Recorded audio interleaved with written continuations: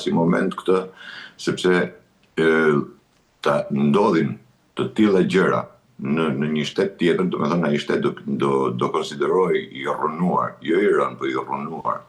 Kështu që ndodhe në Shqipëri tregon që Rama ka atë forcën e madhe, mbështetjen e madhe që i ka dhënë qoftë Kabala, qoftë Sorosi, dhe ajo Shqipëria është kthyer në një çerdhe të tyre, pra çerdhe e Kabalës dhe e Sorosit të Shqipëri, dhe Rama është përfaqësuesi apo portavoqe e tyre në Europë. Dhe e gjitha ndodh në mes të Europës një vend kaq i vogël, me një korrupsion kaq të madh, me një shtet e ka kaluar të gjitha kufit e shteteve asaj që është shteti ligjor, shteti së drejtës, dhe tashmë ky e ka kthyer jo vetëm që është mafia shtet, po ky kërkon edhe ta legjitimojnë atë Republikën kryeministrore, pra që ky duhet të jetë i gjithë anshëm, i gjithë pushtetshëm, dhe ky duhet marrë çdo vendim, duhet kaloj vetëm nëpërmjet duart vitit, qoftë vendimet që mund marrë spagu për arrestime, apo qoftë edhe vendimet e gjykatave. Tashmë ne kemi parë se si ka vepruar ky me gjykatën kushtetuese dhe me gjithë gjykatet e tjera dhe me gjithë gjyqtarët të cilët nuk marrin vendime të cilat nuk pëlqejnë ky. Kështu që jemi në këto lloj kushtesh. Tashmë mund të them që në fundi vitit do jetë ai që do tregoj edhe fundin e Ramës, sepse nuk kam është mbushur kupa në të gjitha pikat, nuk kem më. Kjo është prekësh sigurinë kombëtare të një vendi në çdo vend botës që ti jesh, domethënë nuk di se si ekziston, se si qëndron akoma në detyrë në këtë lloj skandalesh. Tash nuk është vetëm Belinda Balluku apo personat e tjerë, sepse të gjithë që janë fijet, të gjitha çojnë tek kryeministri në asnjë vend tjetër. E qartë, zoti Markoçi, nga ana tjetër, s'pa ka caktuar arrest me burg për 2 personat, arrest shtëpie për 2 të tjerë dhe ndalim të daljes jashtë shteti për disa të tjerë, përfshirë edhe zyrtar të policisë nga ana tjetër. Dhe si e vlerësoni të gjithë zgjedhjen e masave të sigurisë në këtë rast, dhe mendohet se do të jenë sigurisht efektive për të garantuar këtu vijimin e hetimeve pa ndikime politike, por jo vetëm në këtë rast, edhe në rastin e zonjës Balluku? Ndikimet politike deri kanë qenë, unë jo thash, deri kanë qenë, po pa me rikthimin e FBI-s në SPAK, Rama është e ka ndjerë dhe e kupton mjaft mirë që nuk ka më ndikim tek SPAK. Mund të ketë në një lëvizje të vogël, në një dikush aty mund t'japin ndonjë informacion ai gjë, po që të ndikojë Rama tashmë drejt për drejt në SPAK nuk ndikon dot më. Këtë ai e ka qartë dhe e ka të kuptuar mjaft mirë. Përsa i përket masave të sigurisë, për mua nuk ka rëndësi shumë masat e sigurisë, çfarë masa merren me burga, arrest shtëpie, nuk është në një rëndësi. Dhe akuza që bëhet, nuk është problemi më i madh, edhe atë që ndjejnë dhe duan shqiptarët, është problemi a do konfiskohen pasuritë e tyre, se kanë pasuri marramendse, milionëshe, miliardëshe, kanë kalu domethënë kufit e imagjinatës së një personi që mund të bëhet kaq i pasur brenda një periudhe kaq të shkurtër. Dhe unë përsa i përket akuzës që kanë ngritur dhe akuzave që janë në vazhdimsi, do të shohim se a do jenë vërtet këto lloj akuza që unë besoj që tashmë do jenë reale dhe nuk do ndodhin ato shpërdorimet e detyrës që bënte dikur SPAK-u, që i merrte dhe i dënonte me 1 vit, me 2 vit për shpërdorim detyre. Jo më kot pa ta kërkuar atëherë dhe kam kërkuar publikisht edhe kur u bë reforma në drejtësi që të hiqesh neni i shpërdorimit detyrës, se nuk mund quhet shpërdorim detyre kur ti vjedh një tender me 100 milion, 50 milion, 200 milion euro edhe ti apo miliardë, se këta ka shku ke miliardët, dhe të dënohesh për shpërdorim detyre. Tashmë unë them se SPAK-u tashmë ka marrë një rrugë tjetër, ka marrë një hovë tjetër, po ta veni re këto vitet pas rikthimit të FBI-s në zyrat e SPAK-ut, atë që Dumani e deklaroi në parlament që kemi një bashkëpunim dhe një ndërthurje të veprimeve tona me FBI-n dhe me DEA-n amerikane. Kështu që vetëm kjo mund ta zbërthej, domethënë këtë mafia shtet që është ndërtuar nga kryeministri i Shqipërisë. Nuk besoj se do të ngelimi tek ajo pjesa që të shpresojmë se çfarë do vendosë gjykata apo çfarë masë sigurie do jepet për Ballukun apo për personat e tjerë, nuk ka rëndësi fare masë sigurisë. Masë sigurisë është për këta më e lehta është arrest shtëpie, më e lehtë.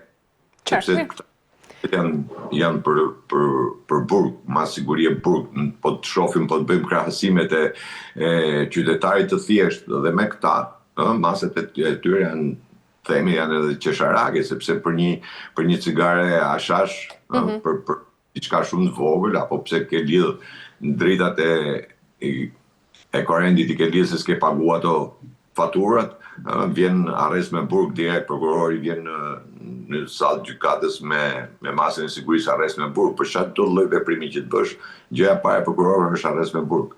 Dhe për këtë çuditërisht na delo detyrim paraqitje, jo po e kuptova edhe kur mori për Belinda Ballukun që mori vendimin, po për pezullim detyre dhe heqjen e pasaportës, unë tash paktën të kishe marrë dhe një mas tjetër që ishte detyrim paraqitje, se as detyrim paraqitje nuk morën. Por me sa duket ishte ajo loja tjetër apo politika tjetër e FBI-s për ta zhveshur Ramën tashmë nga të gjithë pikpamjet në opinionin publik, sepse luhet pak edhe me opinionin publik.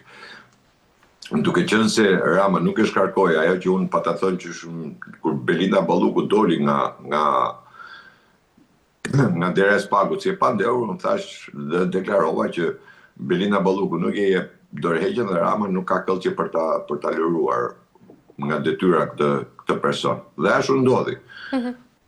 Kështu që edhe presioni që bën ky, edhe mënyrën se si vepron ky, domethënë ky heqja e imunitetit, ky lloj imuniteti këtyre deputetëve që mbrohen me këtë lloj imuniteti, nuk arrit ta kuptoj, nuk arrit të kuptoj edhe analistët apo personat publik apo qoftë edhe politikanë që dalin në mbrojtje tashmë të Belinda Ballukut për mos me heq imunitetin, është koncept shumë i gabuar në kuptimin e asaj që një person i cili ka vjedhur, që akuzohet për vjedhje, nuk mundet ti dalësh në krah dhe të thuash jo, ky duhet vazhdoj detyrën. Pra, kur themi ky duhet vazhdoj detyrën, do të thotë që ky duhet vazhdoj të vjedhje akoma.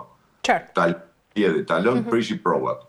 E qartë. Zoti Merkozi, unë do doja të ndalesha tek një tjetër çështje nga deklarata e kreut të Partisë Demokratike zotit Sali Berisha, i cili në një konferencë për media të shprehur me akuza ndaj qeverisë Rama dhe gjatë fjalës tij i ka theksuar se pas komunikimit të akt akuzës, Balluku shkoi direkt në kryeministri dhe sipas kreut të Partisë Demokratike ka kërcënuar qartë dhe se i ka thënë Ramës do të marrë me vete. Dhe a kemi të bëjmë tashmë me akuza politike pa prova apo nga ana tjetër Berisha po paralajmëron se ka vërtet një skenar të fshehur mes Belindës edhe Ramës, apo këto janë thjesht komunikime dhe deklarata për presionin politike? Berisha bën shumë deklarata. Unë të kishe ku e dëgjoj Berisha atë deklaratën e Ballukut, sepse ka qenë 7 orë atje. Nëse këta do të kishin pak një ndjenjë tjetër dhe do të tregoheshin politikanëve për të përfituar nga ai takim që bëri Belinda Balluku me Edi Ramën për 7 orësh dhe mas 4 orësh takimi u thirr Ulsi Manja për të në atë takim për të marrë gjithë veprimet që do bënin dhe ashtu siç ndodhi që e qenë në gjykatë kushtetuese. Atë natë unë kam dalë dhe kam thënë që deputetët e Partisë Demokratike apo dhe të opozitës duhet dilnin para kryeministrisë, tek dera e kryeministrisë dhe duhet lajmëronin Spakun për shkeljen e urdhrit të gjykatës e cila e kishte pezulluar nga detyra, pra shkelje flagrante e vendimit gjykatës. Dhe asnjë nga deputetët, qoftë edhe vetë Sali Berisha, që bën këtë deklarat, duhet kishte dalë dhe duhet vinte tek kryeministria ku ishte Belinda Balluku. Sepse Belinda Balluku në orën 10 mëngjesit kishte marrë vendimin e pezullimit. Vendimi i pezullimit i gjykatës është i menjëhershëm.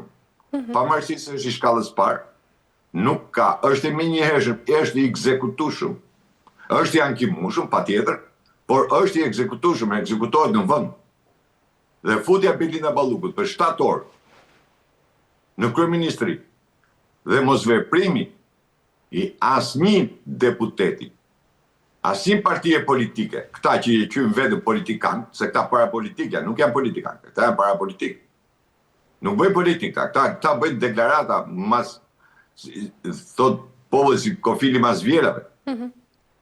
Nuk është deklaratë kjo. Duhet të veprosh, në politikë veprohet. Kjo është një deklaratë, hedhim një deklaratë tash edhe themi që dëgjoj se kjo ka bërë këtë, se i tha ky këtë, se të janë heqje vëmendje. Nga ajo që është thelbësorja. Velina Balluku ka thyer urdhrin e gjykatës.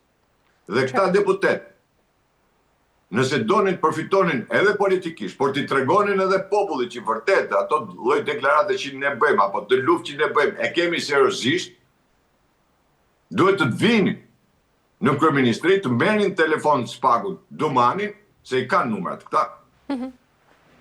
Dhe t'i thonin, ky person ka thyer urdhrin e gjykatës, sepse unë jam dakord, edhe Dumani e ditë.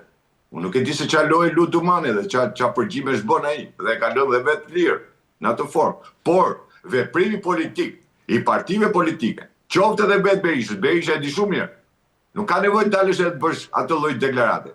Ishte e dija unë se i ka kërcënu, nuk e ka kërcënu Belinda. Ja po ja u them edhe herë. Po ja u them edhe juve, me që jemi për herë të parë me ju. Po ja u them edhe juve. Belinda Balluku nuk e ka kërcënu.